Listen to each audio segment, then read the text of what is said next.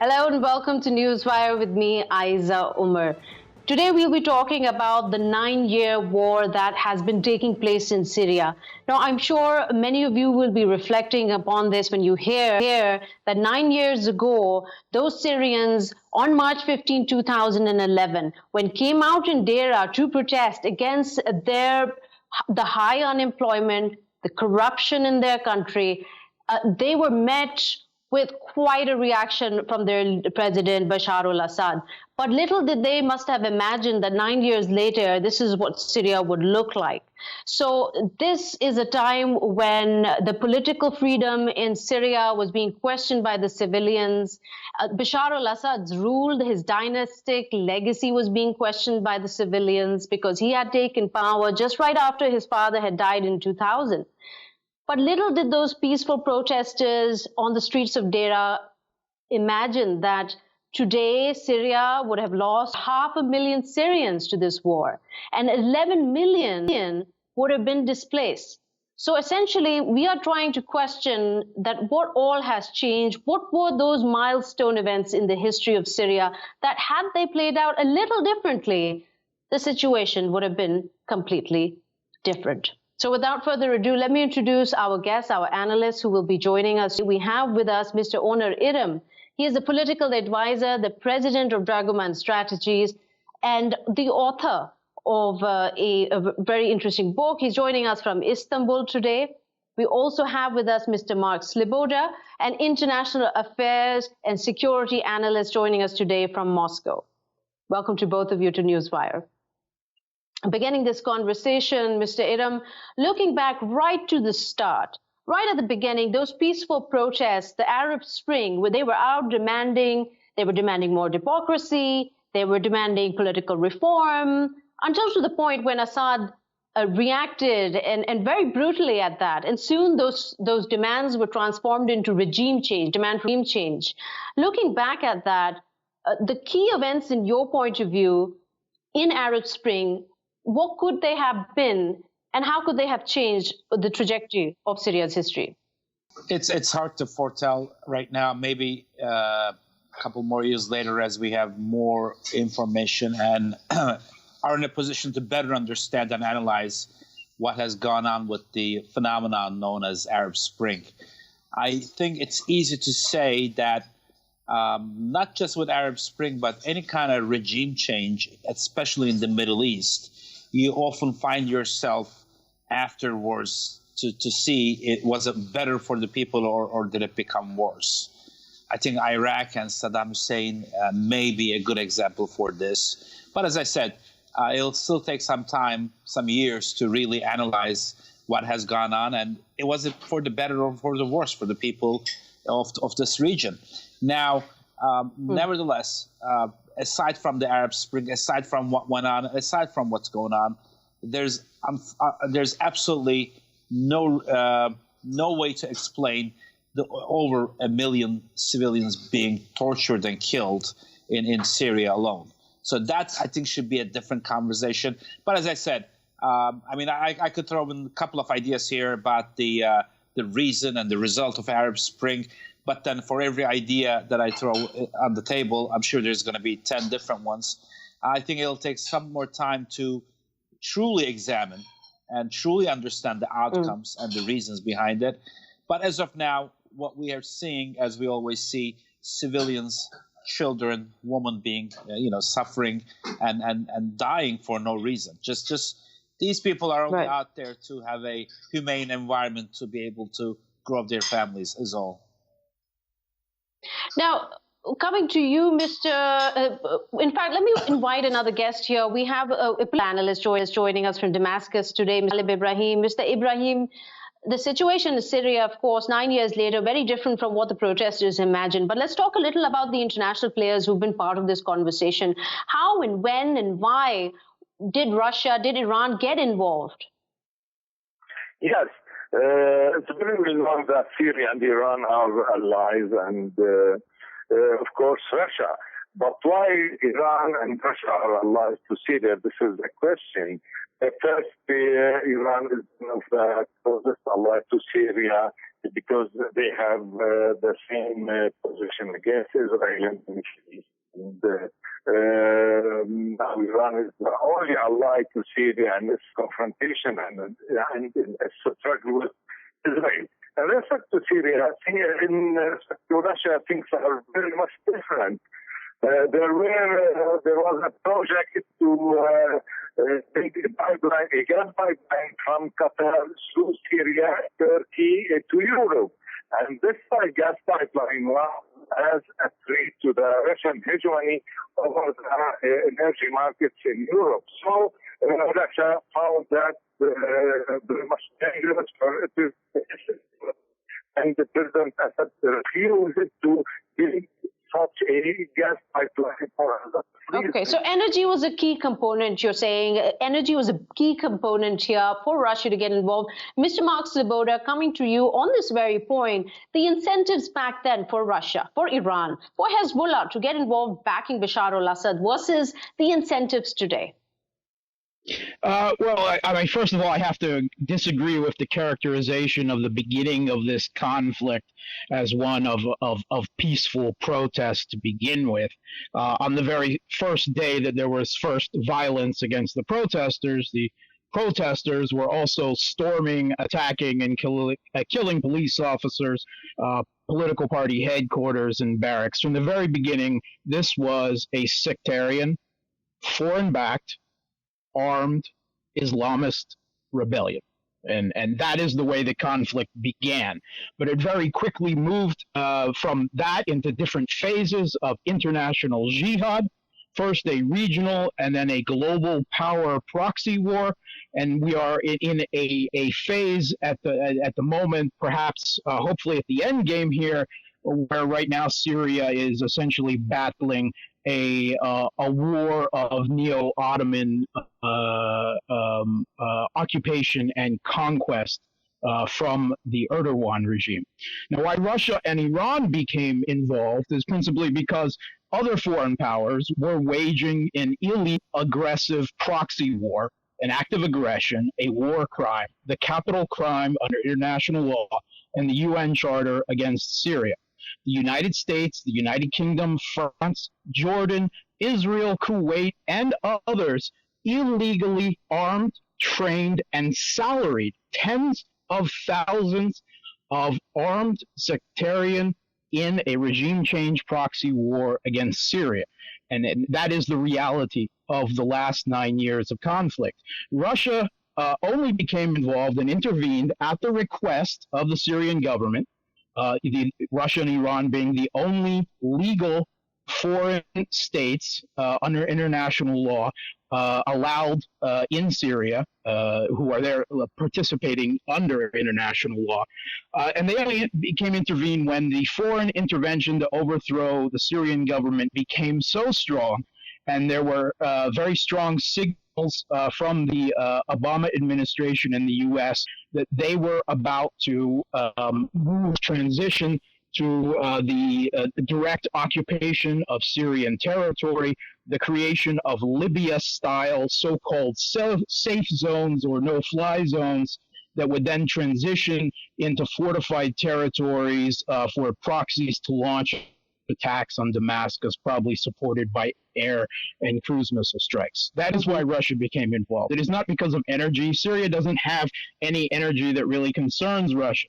Russia became involved because they could not allow a country so close to their borders, 24 hours away, to become a safe haven if Damascus fell or portions of the government of the country were permanently occupied. Okay, let's get Mr. Taleb Ibrahim's take on this. Mr. Ibrahim, do you agree with this opinion of Mr. Sleboda, essentially that Russia couldn't afford to see or risk seeing Damascus fall, and Syria as a result becoming a safe haven, which is the incentive of Russia being part of this war? I think there are a lot of reasons for why Russia came to Syria and why they joined this terrible war.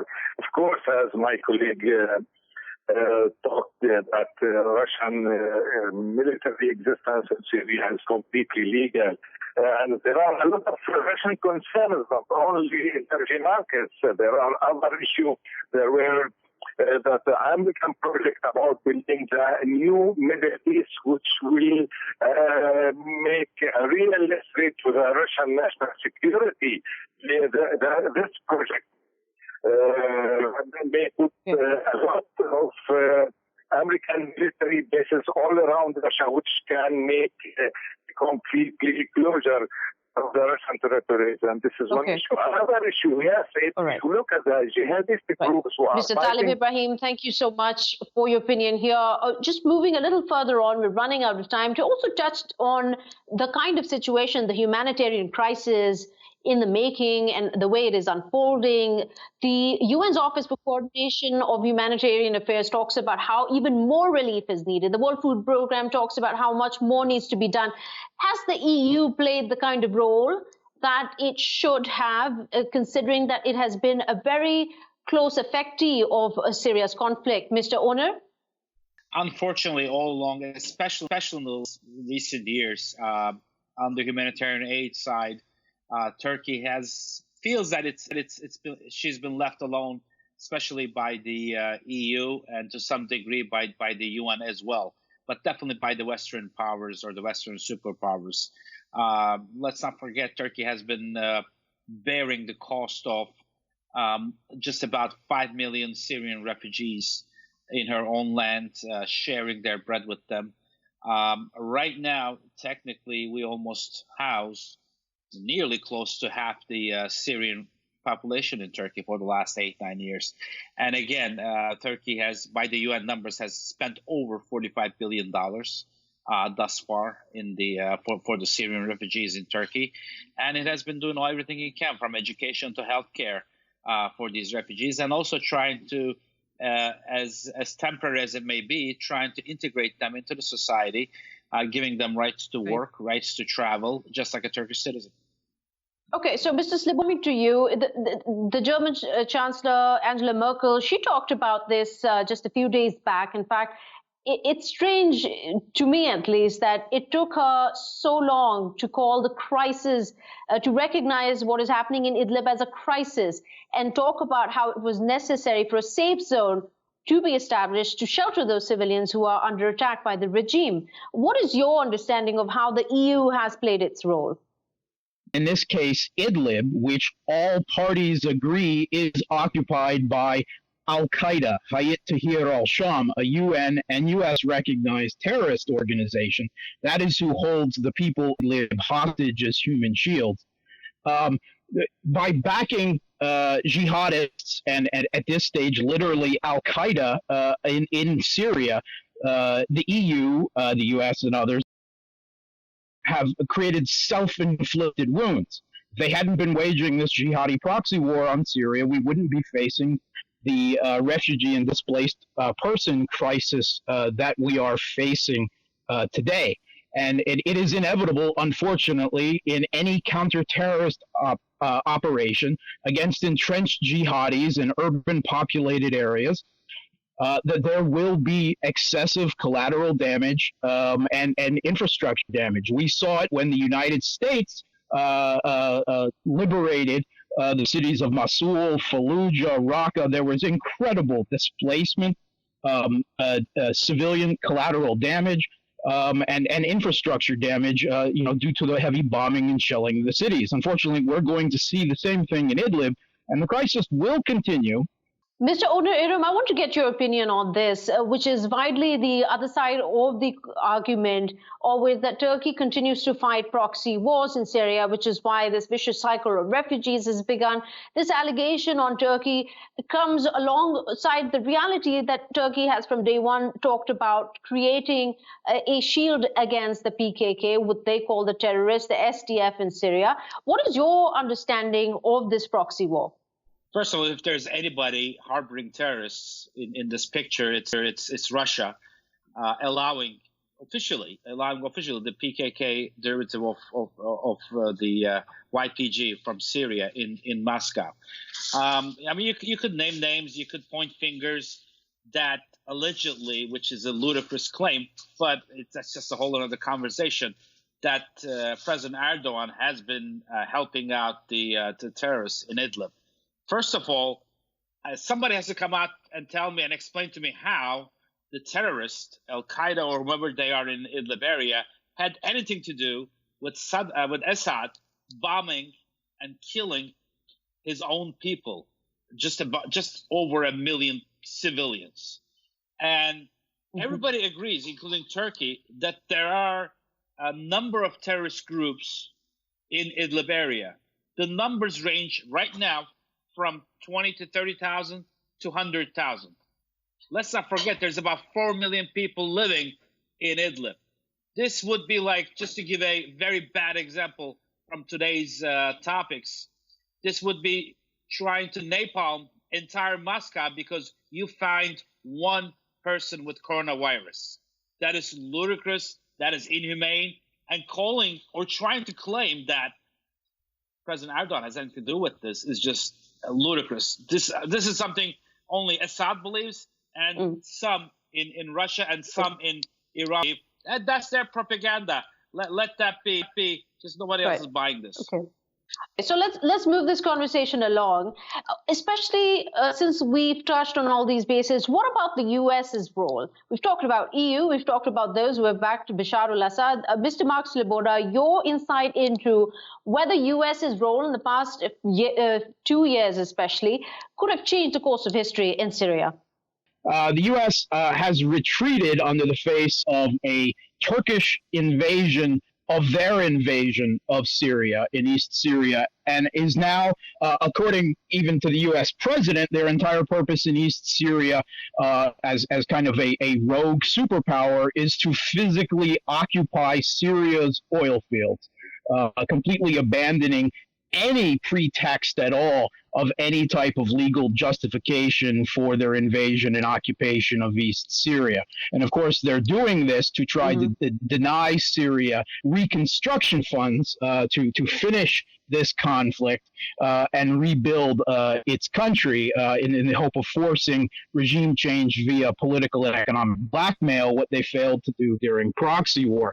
But it has become kind of a three-way conflict at this point between Syria and their allies and their proxy Kurdish and local forces in East Syria. Three-way war, you're saying, now as it exists. Mr. Onur Ihram, your opinion on this? Well, first of all, for those ill-knowledged and would like to spread this ill-knowledge, calling Turkey's presence there as an invasion, I would like to ask to those, why is Adana Agreement still in effect, which the government of Syria is a part of? So let's call everything what it is. Turkey had never had a hostile, intervention into Syria. It only did what it did because of necessity. We have over 5 million Syrians within Turkey that is under Turkish protection. We have over 4 million Syrians over the Syrian border, again under Turkish protection. That's about probably the 5 or 10 times more than what Assad claims to rule over as the Syrians. As to what the U.S. did or does, and as to what others did is another story. But you know what? Even Russia was not as amid as Turkey or as against U.S. being in Syria than anybody else. Have you seen one single attack in Deir ez-Zor, where supposedly most of the oil-rich fields are, which is kept by the U.S. officially backed PKK-YPG terrorist group, from the Russians? No. Did you see anything from the Assad regime forces? No. Have you seen any kind of retaliation from the Assad regime or the Russians when Israel pretty much confiscated the Golan Heights? No. Nothing. Nothing. I mean, for the Russians, for the Assad regime. Interesting questions, Mr. Onur Ihram. Unfortunately, we've run out of time there. I'd just like to thank you for your contributions, as well as Mr. Mark Sleboda and Mr. Taleb Ibrahim. We have to cut the conversation here and take a quick short break. We'll be right back.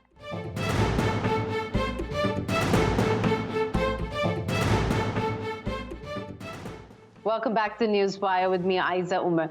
Today we're going to talk about, in our second story, is the price war right now going on between the two largest oil producers in the world, between Saudi Arabia and Russia. Now, last week, they met in Vienna along with other members of OPEC to decide on how to stop this kind of free fall of oil prices. Now, that didn't work so well because they were talking about Riyadh was proposing a sort of a stop in supply. Now, Russia wouldn't have enough of it, wouldn't have any of it, so it decided it would throw out the window the 3-year pact it had with OPEC. And as a result, Riyadh responded by not just unilateral cuts, but instead in the opposite direction. They dropped prices and ramped up production. There are two questions we are looking to ask today, essentially in an environment where the global economy has been badly hit by the coronavirus pandemic, which is essentially how long can these two take the pain that they're incurring from their moves? And secondly, what exactly do they want? So without further ado, let me introduce us who are joining us. We have with us Dr. Manouchehr Takin. He's an independent global oil and energy expert. He is joining us from London. We also have with us Dr. Andrey Korsunov. Now, Dr. Andrey is the Director General of the Russian International Affairs Council. He is joining us today from Moscow. Welcome to both of you to Newswire. I want to start with you, Dr. Takin, with now Saudi Arabia's move to bring down the price of oil to as low as $25. This is going to hit the global economy as it's already seeing some of its worst times. But how long can Saudi Arabia sustain this? Well, let me give 2 points before trying to answer. One is that it is not a standoff only between Saudi Arabia and Russia. There is also a third producer, that is the United States oil shale producers. That has been also a target, let's say, of both of them, that is Russia and Saudi Arabia, when they were working together, and now as independently. Because the two of them, the two, Saudi Arabia, OPEC on one side, and Russia and the others, Azerbaijan, Mexico, as non-OPEC, who were working together, they were trying to save the price of oil, but they were realistic. All their experts, they knew that there is excess oil coming from the United States. And there's a discussion among them in the last 2-3 years what to do to make sure that the U.S. shale does not grow too high as it had been in the past, and also they can defend the price and their own revenue. Now, this balance, it is a very difficult one, because when the economy booms, there is demand, and therefore the price goes up, and they can afford to have a higher level price, to speak, and vice versa, as it happened. The economic slowdown because of the coronavirus. So it is not the price of oil which has made the recession. It has been the coronavirus which has affected the world activity, economic activity, production, manufacturing, trade, transportation, and therefore a decrease in the demand for oil. So this has disrupted everything. But these up and down factors affecting supply and demand balance are there all the time. Whether production problem, technical problem, a slowdown in one country, Chinese, and so on. And they have been in the last 3 years together, non-OPEC, Russia, led by Russia, and OPEC, let's say, led by Saudi Arabia. The two have been managing this. This balance has been disrupted in the last month or two by this coronavirus and the less activity and a drastic drop in the demand for oil. I think the International Energy Agency has said that in the first quarter, as we are now 2020, demand has gone down by 2.5 million demand for oil in the world. So this is a major thing of how to handle it. And in their discussion in Vienna, they couldn't agree. Hold that thought, Dr. Takin. Let me get Dr. Andrey in this conversation also, especially a critical point you brought up here. Dr. Kortunov, the point about that the U.S. is the third player in this entire price war that we're seeing. The world was already suffering from the excess supply in the market due to the economic slowdown as a result of coronavirus. The U.S. being part of this equation, how does that work out in your opinion, considering they haven't been part of OPEC and partly to be blamed for the kind of prices that oil has had? Well, if you listen to explanations that we received here in Moscow from the Russian authorities about why indeed Russia decided to withdraw itself from the OPEC plus deal, they would talk mostly not about Saudi Arabia, but indeed about the U.S. Shale oil producers. Basically, the logic is that when we keep prices high, it allows the U.S. shale producers to become free riders they basically dig into our fair shares of the market, and that makes no sense. So the perception is that if you bring the oil prices lower, that would block further development of the shale oil in the United States and probably even lead to bankruptcies of main shale oil companies in the United States. Therefore, Russia and traditional oil producers might get their shares of the global oil by falling price. Right. Let me introduce another guest here. We have with us Mr. Stanislav Mitrakhovich. Welcome to the show. Mr. Stanislav, this very point, could there be a possibility that behind doors, Saudi Arabia and Russia could be colluding to break that kind of dominance that U.S. shale has made or affected, essentially, greatly the prices of oil in the market? Well, I think theoretically Russia and Saudi Arabia could organize a new deal that could help them to survive both and to damage at the same time American shale producers. But I think that we need a deeper level of trust between Russia and Saudi Arabia that doesn't exist now. That's why I think there won't be a new agreement to help to survive together and to harm at the same time American shale producers. I think we'll have a game of chicken where everyone confronts with everyone, and war on attrition in oil sphere goes on and goes on. You already see all the discounts that Saudis gave to their customers in Europe and in other regions. Okay, so Dr. Andrey Korsunov, coming back to you on the point that you also made about the U.S. Being the third player and how there's a certain limit that they can sustain the shale companies in the U.S. This price hit right now at $25 a barrel. How long can they sustain this? Is this a game about a year or a year and a half long, or short-lived? Well, I think it will partially depend on the policies adopted by the Trump administration, because the administration has an option of implicitly or explicitly supporting the sector by granting the sector long and cheap credits. And the other question, which is also important, is that, of course, we should not forget about technical progress. And if we watch the shale gas production costs over the last couple of years, we can see that these costs were going down significantly. And I think that that definitely creates additional opportunities for shale oil producers, though maybe $25 per barrel is still too low to sustain. If these prices stay for a year or for 2 years, it will definitely inflict a serious damage upon the shale gas industry. Dr. Andrey Korsunov, thank you so much over there. Coming back to you, Dr. Takin, we talk about a lifetime of development that has gone in behind these oil companies. But let's not forget here that there are smaller producers who might not be able to survive that year or year and a half of such low oil prices. Well, it's not a matter of surviving. There are oil producers, not all of them are the big companies of Shell or Exxon and others. As you mentioned, there are many small countries around the world within OPEC and outside OPEC that are producers of oil, and they export and they depend for their budget. They depend on the revenue from the oil. So obviously they will all suffer, and they are all suffering. And it is always, looking at the previous occasions of similar stand-up, similar sort of price war, which occurred in the last 20, 30 years, it has been one of the factors that the producers got back together, the producers who had been suffering. For example, Algerians, Nigerians, and so on within OPEC, their ministers went around lobbying the Saudi ministers, they went to Moscow lobbying the Russian government in the previous occasions.